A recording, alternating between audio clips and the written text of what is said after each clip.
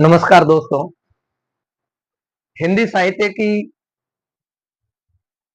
इस क्लास के साथ मैं महेंद्र सिंह गंगासरा हिंदी साहित्य के 7 साल के अध्यापन के दौरान ये अनुभव किया कि स्कूल की कक्षा से बाहर आकर के ऑनलाइन प्लेटफॉर्म पर आना चाहिए ताकि ये हिंदी साहित्य की जो समझ है उसको घर घर तक पहुंचाया जा सके।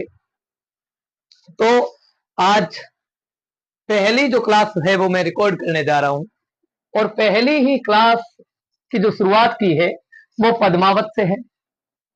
आप जानते हो पद्मावत मलिक मोहम्मद जायसी का एक महाकाव्य कह सकते हैं और ये सूफी जो प्रेमाख्यान परंपरा है उसका एक आधारभूत ग्रंथ है। और यदि मैं ये कह दूं कि पद्मावत जो है वह सूफी प्रेमाख्यान परंपरा का सबसे महत्वपूर्ण सबसे प्रमुख ग्रंथ है तो कोई अतिशयोक्ति नहीं होगी। ये ग्रंथ आप जानते ही हो कि अवधी भाषा के अंदर लिखा गया है और इसी पद्मावत का 30वां जो अध्याय है यानी नागमती वियोग खंड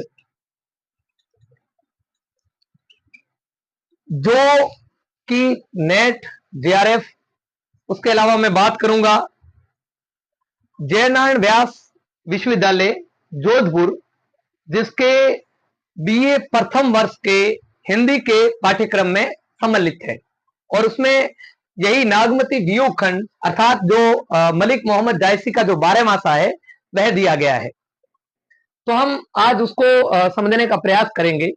उससे पहले मैं आपको ये बता दूं कि नागमती वियोग खंड को समझने से पहले उसकी जो कथा वस्तु है उसकी जो कहानी है वो यदि हमें बेहतर तरीके से समझ में आई हुई है तो उसे समझने में आसानी होगी।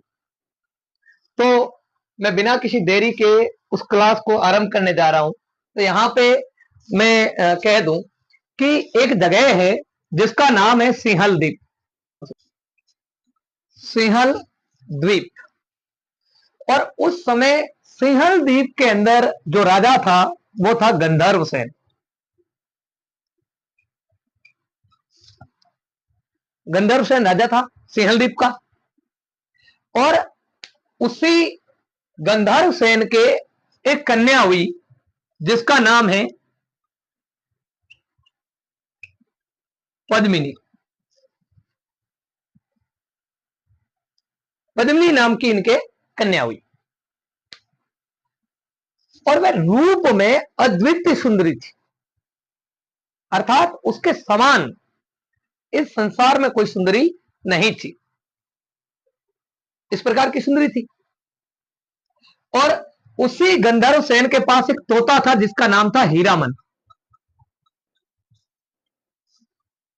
हीरामन रंग से सोने के समान था, सोने के जैसा था दिखने में, पंडित था। उसके अलावा वो वाचाल भी था। वाचाल का तात्पर्य ये कि वो हम जैसे मनुष्य जिस प्रकार से बातचीत कर सकते हैं उसी प्रकार वो बातचीत कर सकता था। तो एक दिन राजा घर पे था नहीं, वहां पास में था नहीं, पद्मिनी और हीरामन दोनों ही थे, बात कर रहे थे और हीरामन ने उस समय पद्मिनी से कहा कि मुझे बस इसी बात की चिंता है कि तुम्हारे योग्य इस संसार में कोई वर नहीं है, तुम्हारे जैसा या तुम्हारे योग्य कोई वर है वो नहीं मिलेगा। और उसी समय राजा का आगमन हो जाता है, राजा आ जाता है और जैसे ही राजा आया राजा ने वो बात सुन ली। तोता इस बात से घबरा गया कि राजा है वो मुझे मार डालेगा।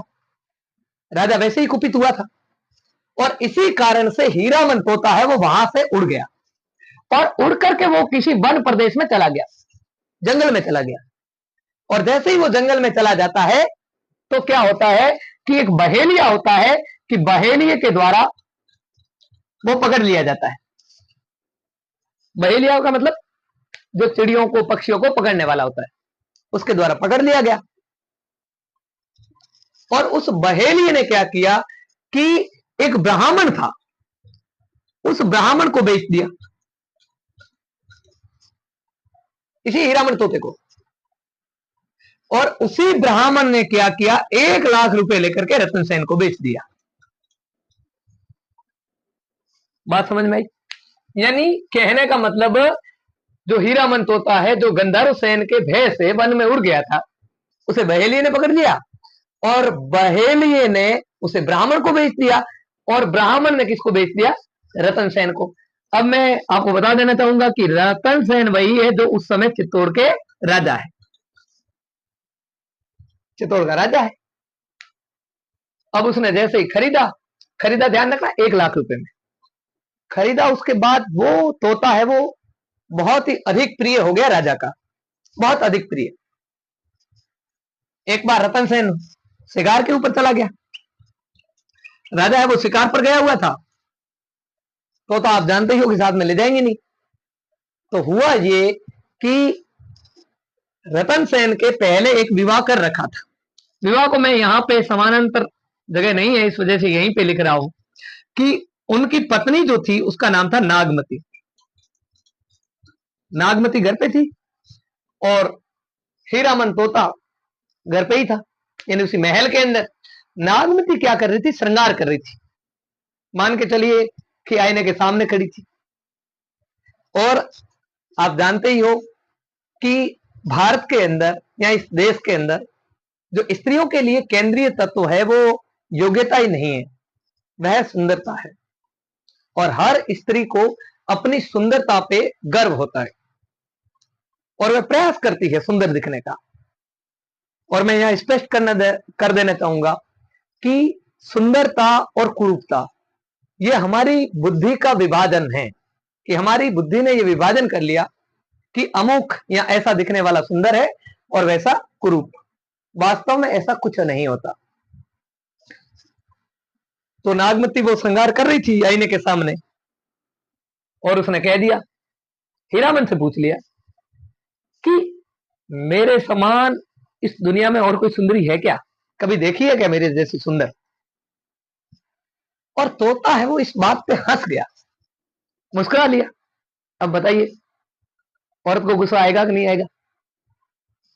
तो नागमती ने पूछा, भाई कि कोई है क्या? किसे पूछा? हीरामन से। हीरामन ने क्या जवाब दिया कि जो पद्मिनी है ना, उसकी सुंदरता के सामने आपकी सुंदरता कुछ नहीं है। अब ये मान के चलिए कि वो दिन है तो आप अंधेरी रात, इतना अंतर है। और नागमती को इस बात से गुस्सा आ गया। आना भी स्वाभाविक है कि उसके सामने किसी और की प्रशंसा कर ली। और दूसरी समस्या ये कि उसी पद्मिनी की सुंदरता को कहीं वो रतन सेन को ना बता ले, क्योंकि आप जानते ही हो पुरुष पुरुष ही होता है। इसी वजह से उसने क्या किया, अपनी जो दासी थी ना चेरी, दासी को क्या कर लिया, दे दिया कि इसे दूर ले जाकर के क्या कर लो, मार दो। अब वो मरवाना क्यों चाहती है, आप समझ ही गए होगे। उसके मरवाने का एकमात्र कारण जो है वो ये है कि हीरामन तोता है वो कहीं जाकर के रतन सेन को ये ना बता दे कि पद्मिनी है वो रूप में गुण में अद्वितीय सुंदरी है, अर्थात उसके समान कोई दूसरा सुंदर नहीं है। इसी वजह से उसने दे दिया दासी को। अब दासी को दे दिया तो दासी ने उसे मारा नहीं। क्यों? क्योंकि दासी को डर था, किसका? रतन सेन का, कि जब राजा शिकार से वापस आया ना, उस समय सबसे पहले ही किसकी डिमांड करेगा, किसकी मांग करेगा? हीरामन तोते की। और जब मांगेगा तो मैं कहां से लाऊंगी? तो इसी वजह से दासी ने हीरामन तोते को अपने पास ही रख लिया, मारा नहीं, मारा नहीं, उसको अपने पास रख लिया। और जैसे ही राजा रतन सेन है वो शिकार से वापस लौटे, आते ही तोते को जब नहीं देखा, हीरामन को देखा नहीं, तो वो बहुत ही क्रोधित हो गए, कुपित हो गए और कहने लगे भाई हीरामन तोता कहां है। जब ज्यादा क्रोधित हो गए तो दासी ने हीरामन तोते को है वो किसको दे दिया वापस, रतन सेन को। अब आप समझिए कि यहां पे नागमती ने आग खुद ही लगाई। यदि उस हीरामन तोते को मारने का आदेश नहीं देती तो क्या हीरामन तोता क्रोधित होकर के सब बात रतन सेन को थोड़ी कहता, पद्मिनी को। तो हुआ ये कि जैसे ही रतन सेन को वापस तोता मिला ना, तो रतन सेन ने पूरी की पूरी, रतन सेन को पूरी की पूरी कहानी है वो सुना दी हीरामन तोते ने। यानी ये कह दिया कि भाई इस प्रकार से इसने पूछा था कि मेरे समान कोई अद्वितीय सुंदरी है क्या, और उस समय मैंने कह दिया कि भाई पद्मिनी जो है वो दिन है तो आप उसके मुकाबले में क्या हो, अंधेरी रात।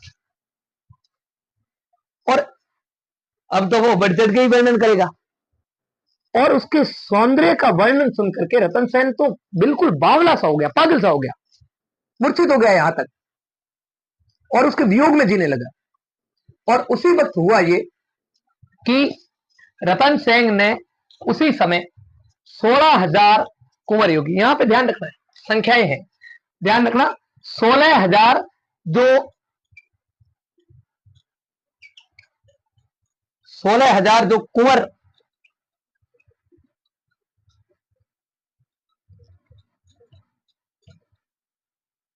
16,000 कुंवर योगियों के साथ उन्होंने क्या किया, उसी समय सिंहल द्वीप जाने की सोची। वहीं से योगियों का वेश धारण कर लिया, साथ में 16,000 कुंवर योगियों को ले लिया, और वहीं से कहां निकल गए, सिंहल द्वीप के लिए। तो वहां से चित्तौड़ से निकले, और चित्तौड़ से कहां आ गए, कलिंग। कलिंग आ गए। कलिंग आकर के उन्होंने क्या किया कि बहुत सारी नावें ली, और नावों पर सवार होकर के वो निकल गए सिंहल द्वीप। सिंहल द्वीप के लिए निकल गए,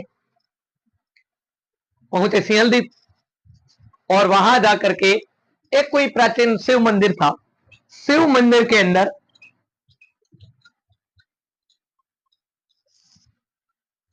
पद्मिनी का ध्यान लगाने बैठ गए।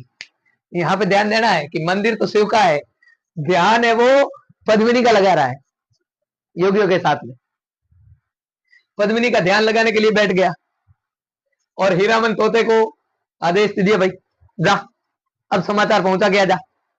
हीरामन तोता गया पद्मिनी के पास, और उससे जाकर के सारी की सारी बातें है वो बता दी कि भाई इस प्रकार से जो चित्तौड़ का राजा रतन सेन है वो तुम्हारे वियोग के अंदर रूप की प्रशंसा सुनकर के वियोग के अंदर सिंहल द्वीप तक पहुंच गया है, और अब सब शिव मंदिर में है, और वहीं पे क्या कर रहा है, बैठा है वो, तुम्हारी प्रतीक्षा है वो कर रहा है। प्रतीक्षा करने लगे, और रहते रहते दिन आया श्री पंचमी का। श्री पंचमी के दिन जो पद्मिनी है,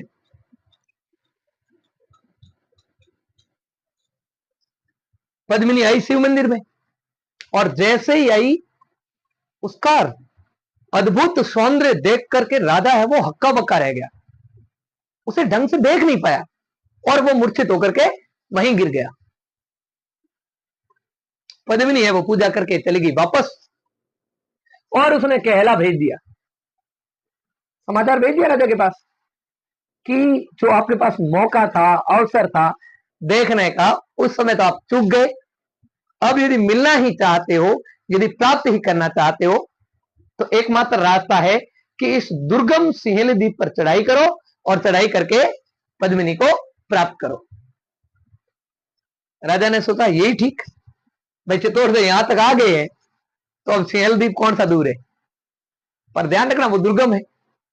तो रात्रि के समय क्या किया कि रात्रि के समय जो रतन सेन है, रतन सेन और उसके जो साथ में कौन है, 16,000 कुंवर योगी, उन्होंने मिलकर के सिंहल द्वीप पर चढ़ाई है वो प्रारंभ की रात्रि के समय अंधेरे में। पर जैसे ही सुबह हुई वो उस दुर्गम जो दुर्ग है उसमें प्रवेश तो नहीं कर पाए, पर पकड़ लिए गए। और जैसे ही पकड़े गए, और जैसे ही वो पकड़े गए, उसके बाद उनके मध्य, पहले तो उनका विचार था गंधर्व सेन का कि इसको क्या कर दे, सूली पर चढ़ा दे।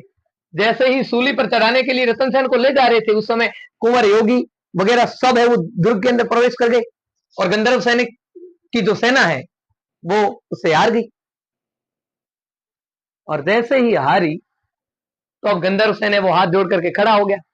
उस सेना में से शिव, उस सेना में शिव और हनुमान भी साथ थे। तो उस सेना में से शिव जी को पहचान करके गंधर्व सेन ने क्या किया कि शिव के पैरों में पड़ गए और कह दिया, भाई ये पद्मिनी है वो तुम्हारी है, जिसे चाहे उसे आप क्या कर दो, दे दो।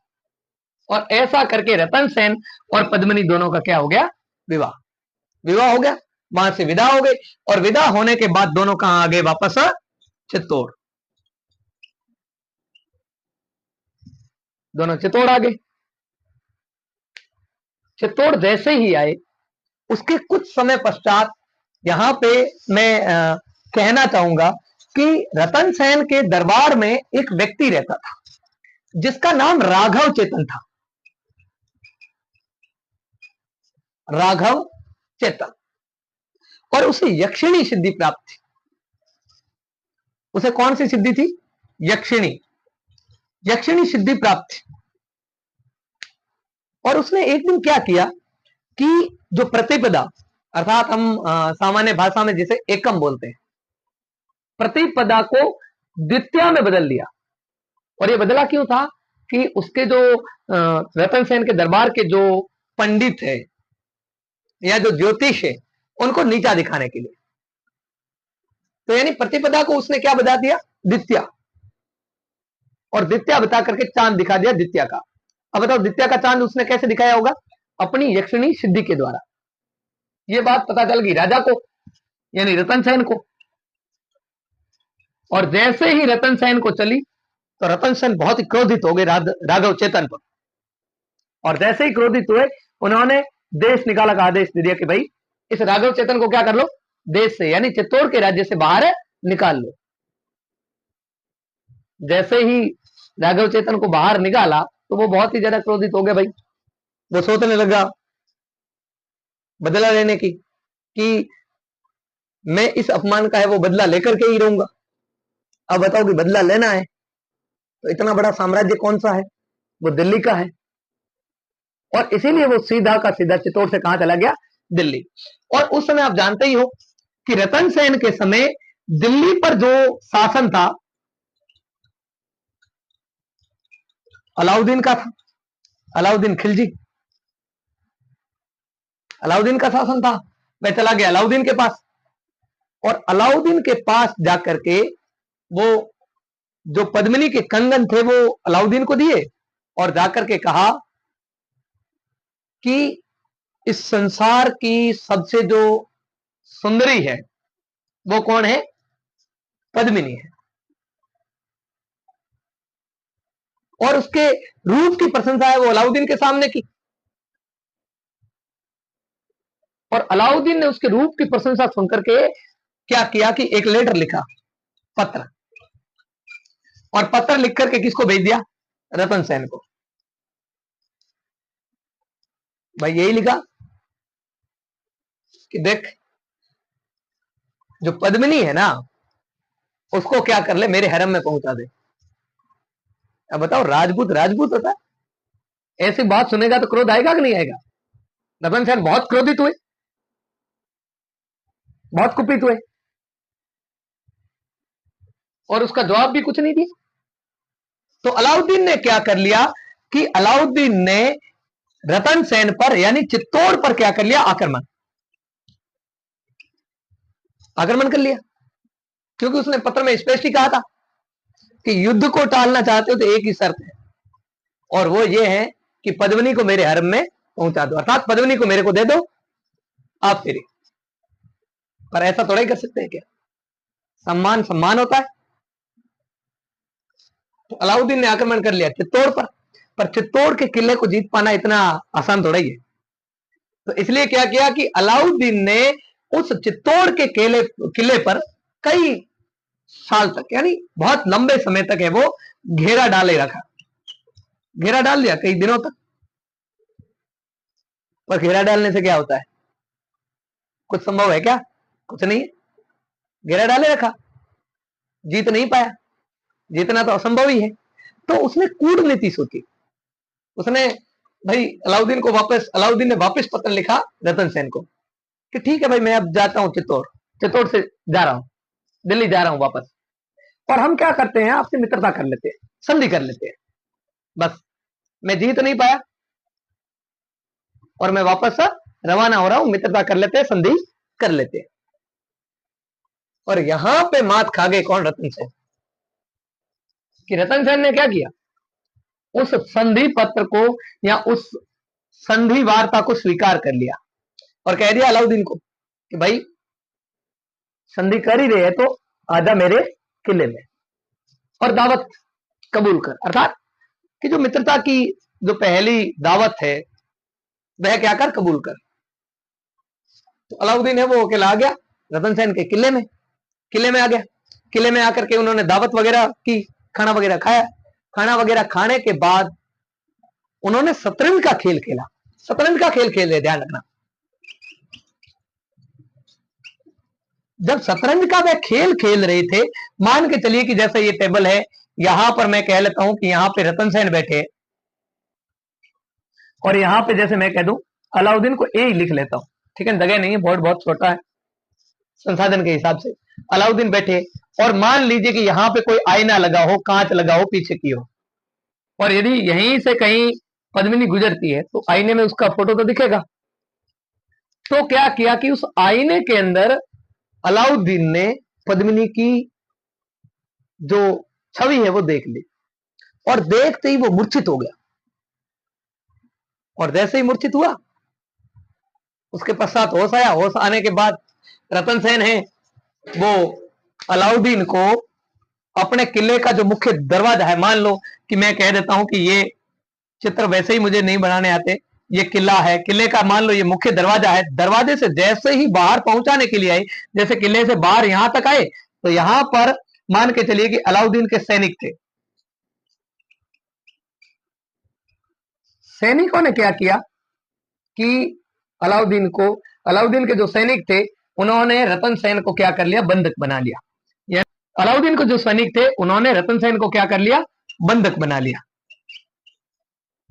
बंधक बना लिया और बंधक बना करके वह ले आए दिल्ली। अर्थात यहां से किले से बंदी बना लिया और बंदी बना करके कहां ले आए, दिल्ली। दिल्ली आकर के अब तो अलाउद्दीन को कोई चिंता ही नहीं, क्योंकि चित्तौड़ का राजा उनके कब्जे में है और उसका विश्वास था कि पद्मिनी जरूर आएगी। और वहां जाकर के अलाउद्दीन ने पत्र लिख करके भेज दिया चित्तौड़ कि भाई अपने राजा को छुड़ाना चाहते हो ना, तो एक ही शर्त है बस, पद्मिनी को ले आओ और राजा को क्या करो, ले जाओ। तो यहां पर पद्मिनी ने बहुत ही समझदारी का काम किया, बहुत ही समझदारी का काम किया।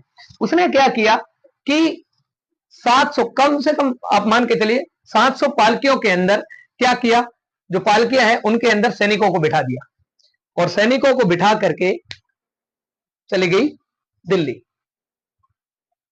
और दिल्ली जाकर के जाते ही उसने भाई अलाउद्दीन को कहला भेज दिया। अलाउद्दीन को कह दिया कि भाई देख, तेरे हरम के अंदर मैं आऊंगी जरूर, पर उससे पहले मेरी एक शर्त है। और अलाउद्दीन इतना उस सौंदर्य को देख करके पागल हो गया था कि हर शर्त कबूल है। अलाउद्दीन वही है जो आपने पद्मावती पर बनी हुई फिल्म में देखा होगा कि दुनिया की हर नायाब चीज पर सिर्फ अलाउद्दीन का हक है। उसने कहा कि हर शर्त मंजूर है। शर्त क्या है, तो कि मैं तुम्हारे हरम में आने से पहले अपने पति से, यानी पति का मतलब क्या, रतन सेन से मिलना चाहूंगी। मंजूर है। पालकी है वो रतन सेन जहां पर जिस कैद के अंदर बंधक था, उसके सामने रुकी और उसी के अंदर था लोहार। और जैसे ही लोहार को उतारा नीचे, और लोहार ने जाकर के रतन सेन की बेड़िया है वो काट दी, बेड़िया काट ली। पहले से ही एक गुप्त रास्ता तो तय ही था, और वहां पे घोड़ा भी तैयार था, और घोड़ा जब तैयार था तो रतन सेन उस पर चढ़ करके रवाना हो गया वापस चित्तौड़ की ओर, पद्मिनी भी साथ में। और ये बात पता चल गई अलाउद्दीन के सैनिकों को, और जैसे ही उनको पता चली ना, तो उन्होंने आक्रमण किया रतन सेन पर। तो उस समय ध्यान रखना, रतन सेन के दो सेनापति थे, एक तो था गोरा और दूसरा था बादल। गोरा है वो बुजुर्ग वृद्ध थे। तो गोरा ने बादल से एक ही बात कही कि मैं जो अलाउद्दीन के जो सैनिक हैं, यानी अलाउद्दीन के जो सैनिक है ना, इनको क्या करता हूं, रोकता हूं, और तुम राजा को सुरक्षित क्या करो, चित्तौड़ है वो पहुंचा दो। और गोरा है वो अलाउद्दीन के सैनिकों को रोकने में सफल भी हो गया, और बादल के नेतृत्व में या बादल के संरक्षण में रतन सेन है वो दिल्ली से कहां पहुंच गए, वापस चित्तौड़, चित्तौड़ पहुंच गए। और जैसे ही चित्तौड़ पहुंचे तो वहां पे उनको इस बात की खबर मिल गई कि जो कुंभल नेर है, यहां पे वापस देखिए कथा में नया मोड़ क्या आता है कि कुंभल नेर है, यहां पे सब जो दे रखे हैं पद्मावत के वही मैं लिख रहा हूं, कुंभल नेर। और कुंभल नेर का राजा था देवपाल। कुंभल नेर के राजा देवपाल ने क्या किया था कि जब अलाउद्दीन ने रतन सेन को बंधक बना करके, यानी अलाउद्दीन ने क्या किया था, रतन सेन को बंधक बना करके जब दिल्ली के अंदर कैद कर लिया था, उस समय ये बात, यानी अलाउद्दीन ने रतन सेन को बंधक बना करके जब दिल्ली के अंदर कैद किया था ना, ये बात कुंभलनेर के राजा देवपाल को पता चल गई थी। और देवपाल ने एक दूती को भेजा, एक दासी को भेजा, संदेश वाहिका को भेजा। किसके पास भेजा, पद्मिनी के पास। आप सोच ही रहे हो किस उद्देश्य से भेजा होगा कि भाई अलाउद्दीन घेरा डाल के थक के चला गया, रतन सेन है वो बंधक है, छूटेगा नहीं, और इसीलिए तुम क्या करो, कहां आ जाओ, कुंभल ने। बात समझ में आ गई कि नहीं आई? कि यानी कहने का तात्पर्य यह है कि कुंभल नेर का जो राजा देवपाल था ना, उसने पद्मिनी को अपने पास बुलाया था। और यह बात चित्तौड़ आते ही किसको पता चल गई, रतन सेन को। और आप जानते हो कि राजपूत का खून है, उबल गया, और उसने सोचा कि राजकारे या चित्तौड़ के किले में प्रवेश बाद पहले उसको जवाब देंगे, किसको, देवपाल को। और उसी समय रतन सेन ने क्या किया, आक्रमण कर लिया। वहीं से सेना ली, सेना साथ में ही थी, सेना को लेकर के आ गया कुंभलनेर, और कुंभलनेर पर जाकर के देवपाल पर आक्रमण किया। और आक्रमण में हुआ ये कि ये जो देवपाल है यानी कुंभलनेर का राजा, वह भी मारा गया, और रतन सेन भी वीर गति को प्राप्त हो गए। दोनों वीर गति को प्राप्त हो गए। और वीर गति को प्राप्त होने के पश्चात ये बात चली, बात पद्मिनी को, और उनकी पहली पत्नी कौन सी, नागमती को। तो दोनों ने क्या किया कि अपने पति के साथ सती हो गई। यदि ये कथा मोटे तौर पे आपके दिमाग में बैठी हो, तो अब मैं इस टॉपिक पे आता हूं, नागमती वियोग खंड। यानी जब रतन सेन कहा जाता है सिंहल द्वीप,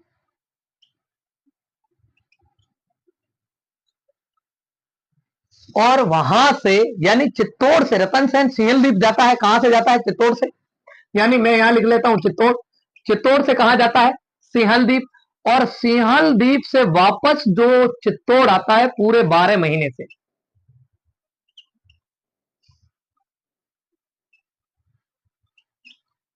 महीनों से। और ये जो 12 महीनों का समय है, उस समय उनकी जो पहली पत्नी अर्थात कौन, नागमती, वो उसके वियोग के अंदर जीती है। और कि हर महीने में, यानी यहां 12 मासा है, ये नागमती वियोग खंड क्या है, 12 मासा है कि किस किस महीने में जो वियोगनी जो स्त्री है उसकी क्या दशा होती है, इसका वर्णन है वो किसमें किया गया है, नागमती वियोग खंड में।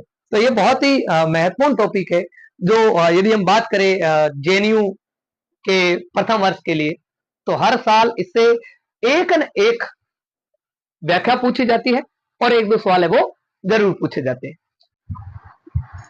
तो यहाँ पे अब हम बात करेंगे कि जो नागमती वियोग खंड है, यानी 12 मासा का वर्णन, जो जेएनयू के सिलेबस में और नेट जेआरएफ तक के सिलेबस में शामिल है, बहुत ही महत्वपूर्ण टॉपिक है। तो उसमें यदि मैं कह दूं कि पद्मावत के अंदर जो चरित्र है यानी पात्र है, चाहे चित्तौड़ हो, चाहे सिंहलदीप हो, चाहे पद्मिनी हो, चाहे अलाउद्दीन हो, चाहे राघव चेतन हो, ये सब किसी न किसी के प्रतीक है।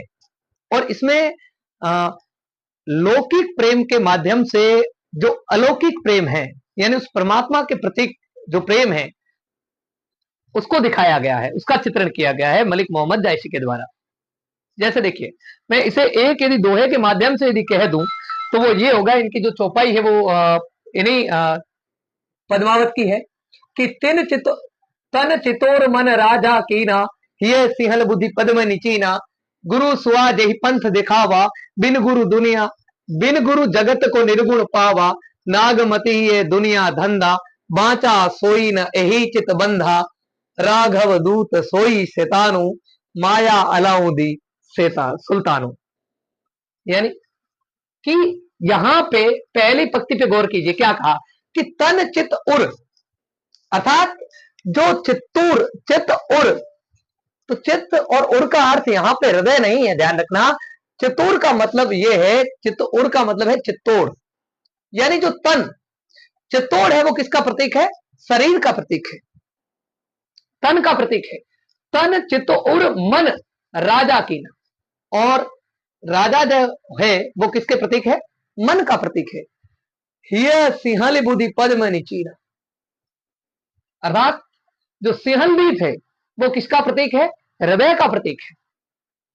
और जो पद्मिनी है वो सात्विक बुद्धि का प्रतीक है, अर्थात कह सकते हैं हम उस परम पिता परमात्मा का, जो अविनाशी, जो ईश्वर है, जो परमात्मा है, उसका प्रतीक है। आगे क्या कहते हैं, गुरु सुआ जही पंथ दिखावा, बिन गुरु जगत को निर्गुण पावा, अर्थात जो सुआ, अर्थात सुआ कौन है यहाँ पे, हीरामन तोता, वह किसका प्रतीक है, गुरु का प्रतीक है। पंथ दिखावा, अर्थात जो गुरु होता है वो क्या करता है, अपने को रास्ता दिखाता। जिस प्रकार से हीरामन तोता रतन सेन को क्या करता है, रास्ता दिखाता है, और उसी रास्ते पर चलते हुए वह पद्मिनी को प्राप्त करता है। तो यहाँ पे ध्यान देने की बात है, मैं पहले ही स्पष्ट कर चुका हूं कि जो पद्मिनी है वो किसका प्रतीक है, सात्विक बुद्धि का प्रतीक है, उस परमात्मा का प्रतीक है, ईश्वर का प्रतीक है। तो ये बात मोटे तौर पे आपके दिमाग में बैठ गई होगी कि गुरु के द्वारा बताए हुए यदि रास्ते पर हम चलेंगे तो उस परमात्मा को हम क्या कर सकते हैं, प्राप्त कर सकते हैं। जिस प्रकार से इस कहानी में कहा गया है कि हीरामन तोते के द्वारा बताए हुए रास्ते पर चल करके जो रतन सेन है वह पद्मिनी को प्राप्त करता है, और पद्मिनी आप जानते ही हो कि सात्विक बुद्धि का प्रतीक है। तो देखिए कि गुरु सुआ जय पंथ दिखावा, बिन गुरु जगत को निर्गुण पावा। आगे कहते हैं कि नागमती ये दुनिया धंधा, अर्थात नागमती है वो दुनियादारी का या इस संसार का, सांसारिकता का प्रतीक है। और ये जो सांसारिकता है, मोह माया है, अपने पराये के रिश्ते हैं, ये सब हमें इस दुनिया से बांध के रखते हैं, उस परमात्मा तक पहुंचने नहीं देते, कि हम उस परमात्मा की ओर कभी अग्रसर नहीं हो सकते। आगे क्या कहते हैं, बाचा सोई न यही चित बंधा, यानी वो चित्त को बांध के रखती है।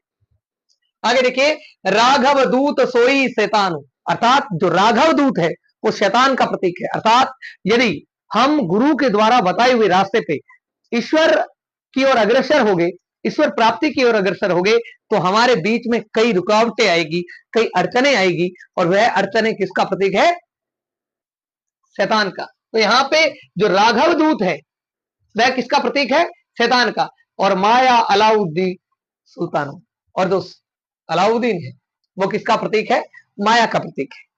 तो यानी मैं इसे संक्षेप में यदि बात कहूं तो वो ये है कि गुरु के द्वारा बताए हुए रास्ते पे, यानी मलिक मोहम्मद जायसी है वो अपने पद्मावत में ये बात कहना चाहते हैं कि गुरु के द्वारा बताए हुए रास्ते पर यदि हम चले तो हम उस परम पिता, उस परम शक्ति जो परमात्मा है उसको प्राप्त कर सकते हैं।